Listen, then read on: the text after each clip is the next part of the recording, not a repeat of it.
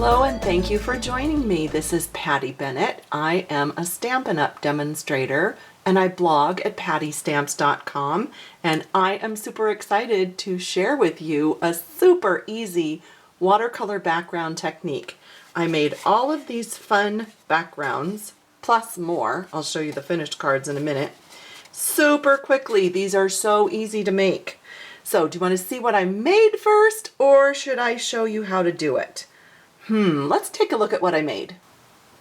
Here is a quick peek at some of the projects I made using those fun backgrounds. Now these are watercolor paper and I cut them all to 3 inches by 4 inches. So all of the pieces you see on here are 3 by 4. And the reason I did that is that it works really well with the Stampin' Up! Watercolor paper to basically cut this in quarters. You just have a little strip left over. But that way you could get 20 of these pieces out of one package, and you could make 20 projects that way. I think I made almost that many already. I am addicted to this fun watercolor background. So you might recognize this stamp set. I did a video before showing you the Ribbon of Courage stamp set. This is the stamp set that I got to help design as part of my $1 Million Achiever incentive with Stampin' Up. That's one of the things that you get to do.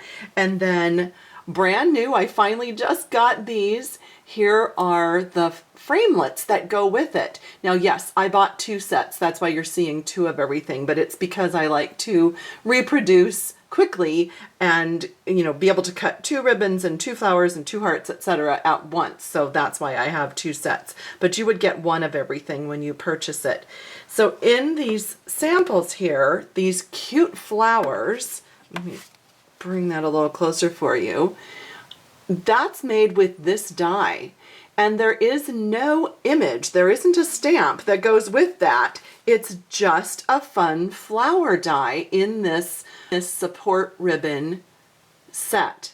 So you will get that flower, and I just die cut it in several colors, as well as the cute little leaves. And for a pop of color, that's the lemon lime twist. So that is what is on that card. And I've added the flower to several of the other projects as well. When you die cut those flowers and leaves, I found that if I went through the Big Shot once, twice, and then 3 times, then when I used the die brush and this foam pad, they just came right out. All the little pieces came out. If I only went back and forth, it didn't seem to pop all the pieces out quite as well. So I would recommend about 3 passes through the Big Shot. And then also remember, your fine tip glue is a really great adhesive for these tiny little pieces. So that is something that you may wish to have on hand for that. But let me show you how to make these backgrounds. Before we go through the step-by-step tutorial for making the backgrounds, let me just show you, I made these 2 when I was with my friend Cindy. She is the one that showed me how to do these backgrounds. And you can see we have lots of colors going on in this one, and just a couple of blues and purples. I can't remember. I think we did fresh fig on this, but I can't remember now. But these are the same technique, different colors. So let me show you how I did that. Now, as I said, it's the watercolor paper. I've cut them down to 3 by 4 inches. And just to protect my surface, I just grabbed a plastic lid and I put some folded paper towels there. And then I am going to take my Stampin Spritzer and I am going to wet these. The colors I'm going to have ready for this particular demonstration are Flirty Flamingo, Calypso Coral, and Berry Burst. You will need a clear block. I have got a C block. You can really use almost any size, not a huge one, but something like a B or a C. And then you take your Stampin Spritzer and you're going to wet your paper. So you can see, what am I doing? Maybe 8 to 10 spritzes on each piece. And I was doing 2 at once just because it's kind of quick. So I am pressing my clear block in Flirty Flamingo, And I'm just going to kind of squiggle it across, take some of the excess water off on my paper towel, squiggle it across. Now I'm going to go to Calypso Coral. And every single one of these is going to turn out different, as you can imagine. Now my darkest color, Berry Burst, I'm just going to kind of give it a little swoosh right down at the bottom. Not too much because, well, unless you really wanted your darkest color to totally take over, you don't want to put too much of the darker one. Let me show you what this color combination turns out to look like when it's dry. So this is, here's two, I think there's, yep, here's another one. So they're similar, but you can see that the lavender, the softer part of the Berry Burst really comes out. This is darker when you first stamp it, when it's wet, and it lightens up a little bit. So that's about what those are going to look like. Now, do you see these little dots in there? That's just kind of for interest. And what I did was I took my Wink of Stella, you open up the cap, and you just flick the Wink of Stella, the brush, there's a brush tip on here, and I'm flicking it onto the wet cardstock or the wet watercolor paper. And what that does is it kind of almost eats away a little bit of the color. So I'll show you that again. Do you see how it just has some little speckles on there? Now in person it's shimmery. You probably can't see that because it just does not show up quite as well on the camera. But another thing I did was I took my marker, and this is the Berry Burst, which is the in color that matches this ink, and I flicked some ink on here. Oh, that one came out neat. Again, these are all going to come out different. And I didn't want to do it all over. I was just sort of getting a little pattern of flecks on there. So let's see if we can see one. Like there is one that has several flecks on it. This one just has a few. That one has a few as well. So they just all come out differently. Aren't those interesting? This is just so quick and easy. And here's a couple tips for you.